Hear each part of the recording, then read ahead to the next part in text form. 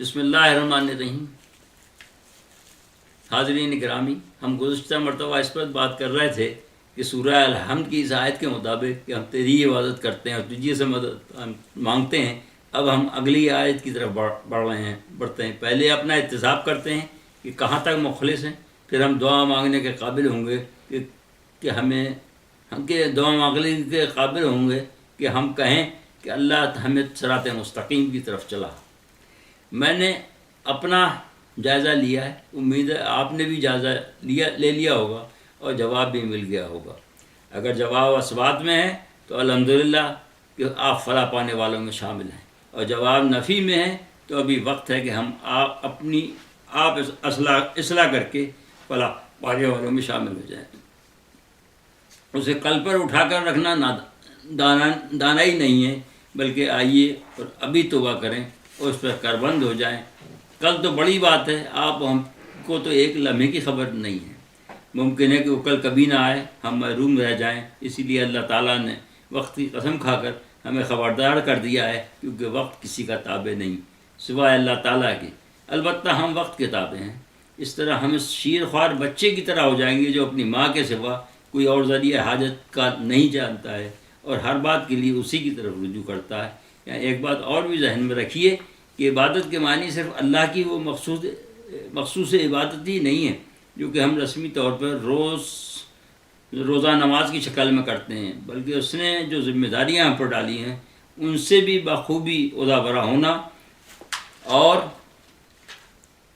وہ ہیں آپ کے ذمہ دوسروں کے حقوق جسے ہم ذرہ برابر اہمیت نہیں دیتے، اور اس پر ترا یہ ہے کہ ہم سمجھتے ہیں کہ ہم انتہائی متقی ہیں، ہمارے علاوہ کوئی اور متقی نہیں ہے۔ تقوی کا لازمہ ہمارے یہاں یہ ہے کہ چند مخصوص لباس اور وضع قطع متقیوں جیسی ہو اور بس۔ اگر کوئی سراپا متقی ہے مگر وضع قطع سے متقی نہیں لگتا تو وہ متقی نہیں ہو سکتا۔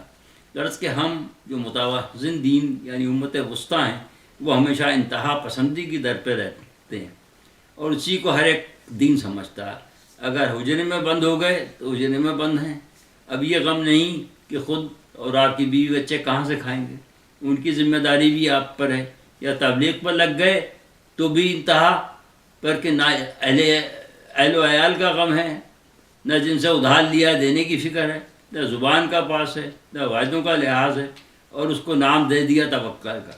جبکہ توکل یہ ہے کہ ایک شخص حضور کے پاس آیا اور پوچھا کہ میں اونٹ کھلا چھوڑ دوں اور توکل کروں یا باندھ کر توکل کروں؟ حضور نے فرمایا کہ پہلے اونٹ کو باندھاؤ پھر توکل کرو۔ ہم جو توکل کرتے ہیں یہ حضور کی زندگی میں نظر نہیں آتا۔ اگر ان کی زندگی میں نہیں تو پھر ہمارے پاس کہاں سے آیا؟ کیا حضور کا راستہ چھوڑ کر صراط مستقیم مل سکتی ہے؟ کیا کل کو چھوڑ کر ایک جز لینے سے کوئی فلاح پا سکتا ہے؟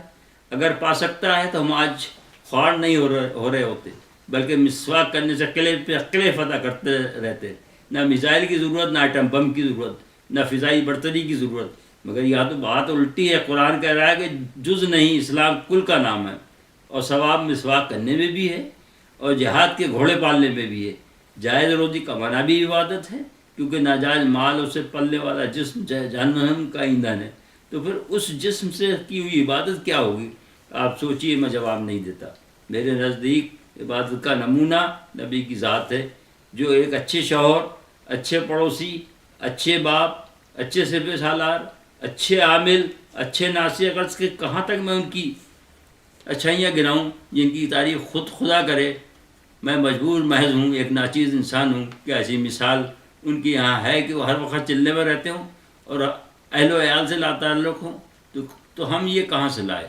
ممکن ہے کہ کچھ لوگ ابتدائی دور کی بات کریں کہ وہ حرا میں وقت گزارتے تھے، تو پہلا جواب تو قرآن کے الفاظ میں یہ ہے کہ تم یتیم تھے، ہم نے پرورش کری، تو مالی طور پہ کمزور تھے، ہم نے فارغ البالی دی، تم ہدایت ڈھونڈتے تھے، ہم نے تمہیں ہدایت دی۔ اس سے ظاہر ہو رہا ہے کہ اول تو وہ دور ہدایت سے پہلے کا تھا، جس میں وہ قافلے لے کر جاتے تھے، تجارت سے اتنا کمال آتے تھے کہ باقی وقت بیٹھ کر کھاتے اور سائلوں کو کھلاتے۔ لہذا اس فارغ البالی کے دور کو اگر وہ عبادت میں خرچ کرتے تھے، ذات باری تعالیٰ پہ غور و خوض میں خرچ کرتے تھے، تو اس کی مثال ان سے نہیں دی جا سکتی جو توکل کے نام پہ رہبانیت اختیار کر لیتے ہیں، یا قرضے لے کر لمبے سفر کرتے ہیں، گھر بار سے لا تعلق ہو جاتے ہیں، کیا اسلام اس کی اجازت دیتا ہے کہ کچھ فرائض سے پہلے تحقیق کر کے کچھ کو انتہا پہ پہنچا دیں؟ یا ایسا تو نہیں ہے کہ ہم یہ سمجھ رہے ہوں کہ ہم لوگ کہ لوگ ہمیں متقی کہیں؟ اگر ایسا ہے تو ریاکاری ہے، ثواب کی توقع یا بس ہے، ورنہ یہ دوسروں کی بھونڈی تقلید ہے۔ رہبانیت عیسائیت میں تھی، قرآن نے اس کی مذمت کی ہے۔ گھر بار تج دینا، جنس کو چھوڑ دینا ہندو مت کا خاصہ ہے۔ اسلام تو تمام حقوق ترجیحات کے مطابق عمل کرنے کا نام ہے، اور تمام کا تمام باعث ثواب ہے، بشرطے کہ باری تعالیٰ کے بتائے ہوئے طریقے پر ہو۔ جس کا عملی نمونہ حضور کی زندگی ہے وہ مجسم قرآن تھے۔ انہوں نے قرآن کو اپنی زندگی میں جاری و ساری کر کے دکھایا تھا۔ لب لباب یہ ہے کہ اسلام کسی افراد و تفرید کا نام نہیں، توازن کا نام ہے، اور زندگی کا ہر شعبہ توازن کا تقاضا کرتا ہے۔ یہ اس کی کریمی ہے، جو کچھ بھی متوازن حد تک اور خالص اس کی رضا کے لیے ہو وہ عبادت ہے۔